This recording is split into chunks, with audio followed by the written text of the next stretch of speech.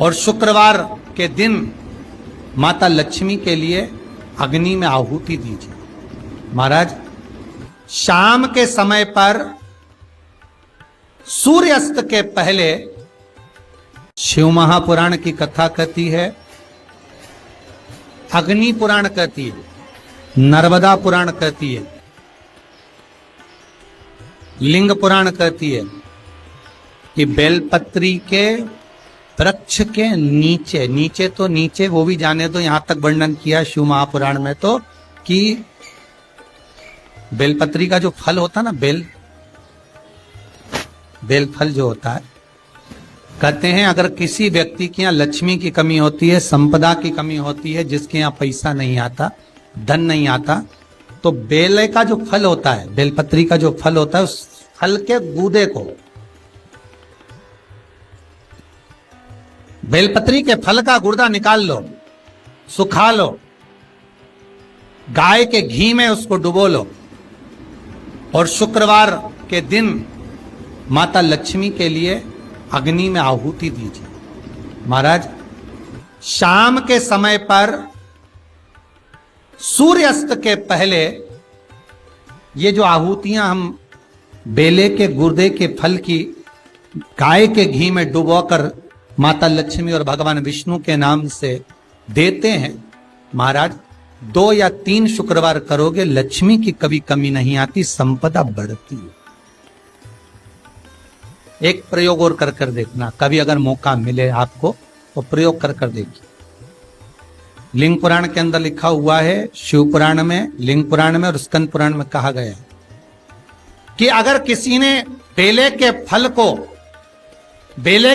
का अगर थोड़ा सा भी गुर्दा पाया है, बेले के फल को खाया हो या बेल का रस पिया हो या बेल के फल का जूस पिया हो, अगर वो व्यक्ति का अनायास किसी कारणवश प्राण भी छूट गए हो, तो शिव महापुराण की कथा कहती है कि 27 दिन तक वो बेल के फल का रस उसके नस नस में रहता है, तो उस व्यक्ति को यम नहीं छूते, वो कैलाश पर निवास करता है। मर भी जाता है तो अधोगति में नहीं पड़ता, नरक नहीं भोगता, वो बैकुंठ पद का कामी हो, बैकुंठ का निवासी।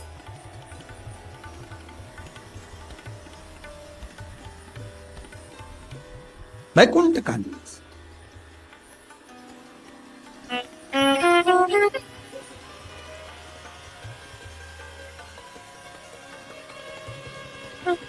ये जो शिव जी को चढ़ती बेलपत्री हुई, शमी पत्र हुआ, मदार का पुष्प, आंकड़े का जो पुष्प हुआ, ये सब साधारण नहीं है साहब। शंकर का एक एक गुण तत्व ग्रहण करने वाले, शंकर का अनुमोदन करने वाले, शिव को एक एक वस्तु जो चढ़ने वाली साधारण नहीं।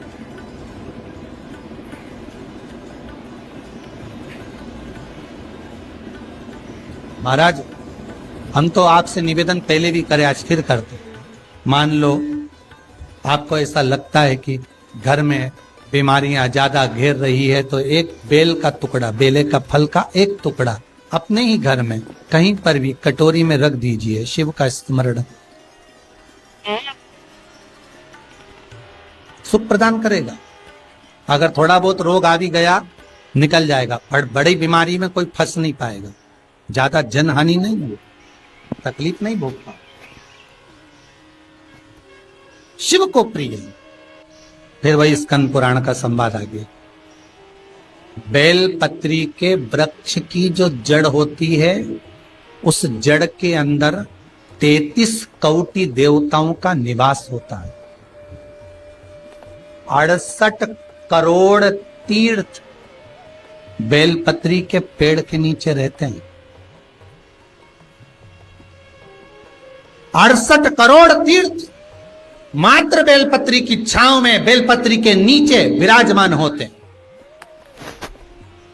अगर आपके मन में कभी कभी भाव उत्पन्न हो जाए ना कि मेरे को कहीं तीर्थ करने जाना है और अभी मौका नहीं मिल रहा, तीर्थ जाने का भी तो लॉकडाउन चल रहा है और अभी सब दूर बीमारी फैली हुई है, कहीं नहीं जा सकते, तो जब लॉकडाउन हट जाए, बीमारी समाप्त हो जाए और तीर्थ जाने का मन करे, तो किसी बेलपत्री के पेड़ के नीचे 5 मिनट जाकर बैठ जाए।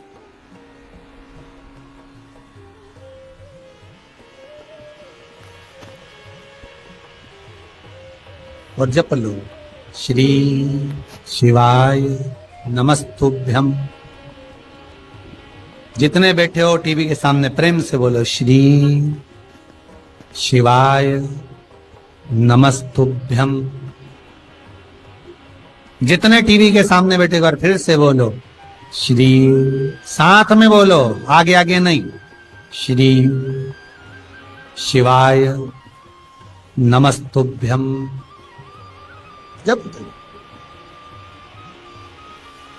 जब तुम्हारा मन करे मुझे चारों धाम जाना है, जब तुम्हारा मन करे कि मुझे काशी जाना है, जब तुम्हारा मन करे मुझे उज्जैनी जाना है, जब तुम्हारा मन करे कि मुझे ओमकारेश्वर, मुझे सोमनाथ जाना है, भीमा शंकर, बैद्यनाथ, मल्लिकार्जुन जाना है, केदारेश्वर जाना है,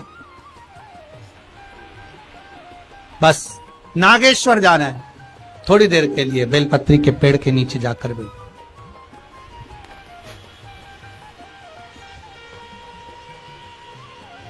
68,000 तीर्थ सब बेलपत्री के वृक्ष के नीचे विराजमान। जहां पर देवराज के प्राण छूटे वहां बेलपत्री का पौधा है, बेलपत्री का वृक्ष है।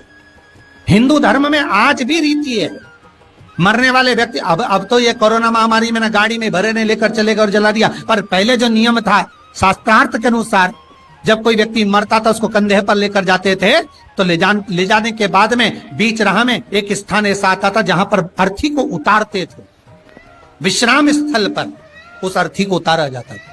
और वो केवल विश्राम स्थल ऐसे नहीं होता था, वहां पर बेलपत्री का पौधा होता था, पेड़ होता था, उस बेलपत्री के वृक्ष की छांव उस मुर्दे पर भी पड़ जाती थी तो उसको यम की कैद नहीं भोगना पड़े,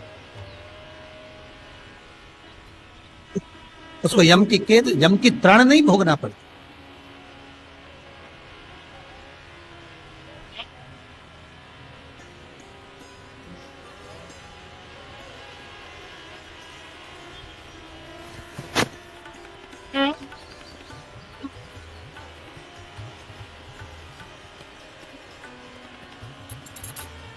इसलिए उस बेलपत्री के पौधे के नीचे उसको विश्राम दिया जाता है।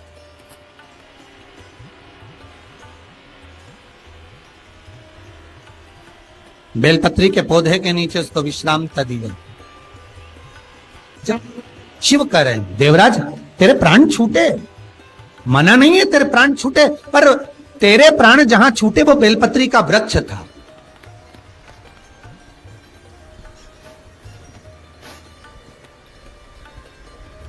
और अब तुझे यहां नहीं रहना है, अब तुझे कैलाश पर रहना है।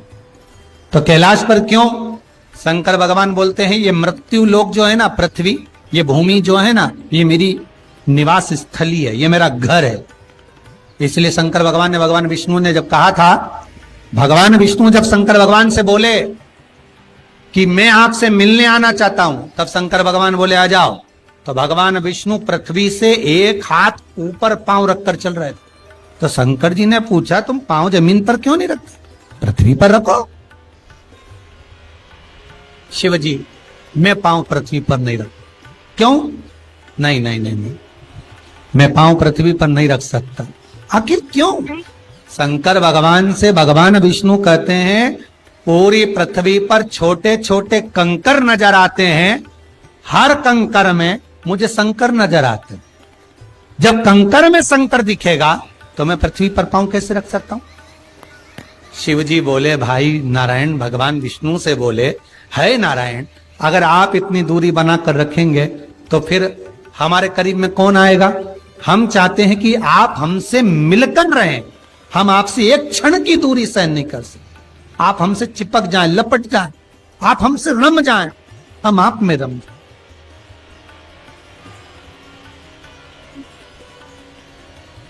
कुछ ऐसा कर दो, शंकर जी कह रहे हैं नारायण कुछ ऐसा कर दो कि शंकर नारायण से दूर नहीं रहे, नारायण शंकर से दूर नहीं रहे, ऐसा कुछ कर दिया जाए।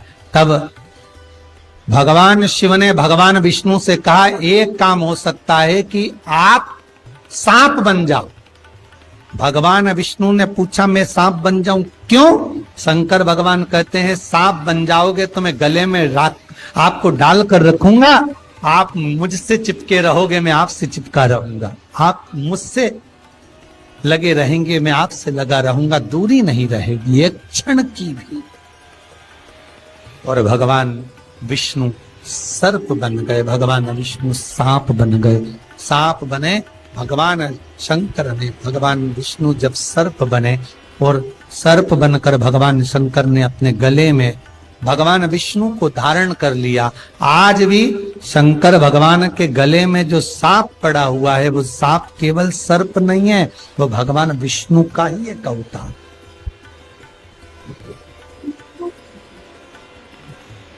वो भगवान विष्णु का एक स्वरूप।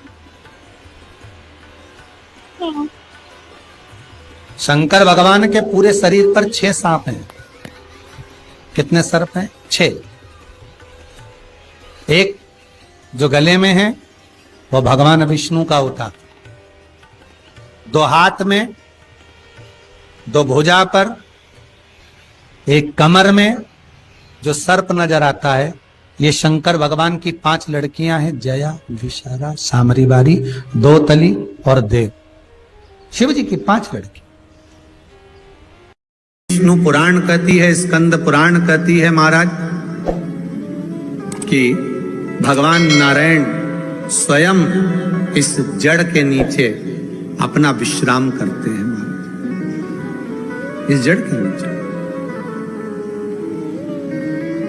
प्रयास करा करो, एक चुटकी हल्दी, कितनी? मात्र 1 चुटकी हल्दी। आंवले के वृक्ष के नीचे भगवान हरि हर महादेव, कौन से महादेव हैं? हरि हर महादेव के नाम से रखकर उस पर पूर्व मुख कर कर, पूर्व की ओर मुख कर कर जल समर्पित करना प्रारंभ कर दीजिए। आप अगर प्रयास करेंगे, शुक्रवार की शुक्रवार करें या नवमी की नवमी करें, अष्टमी की अष्टमी करें, प्रदोष की प्रदोष कर लें,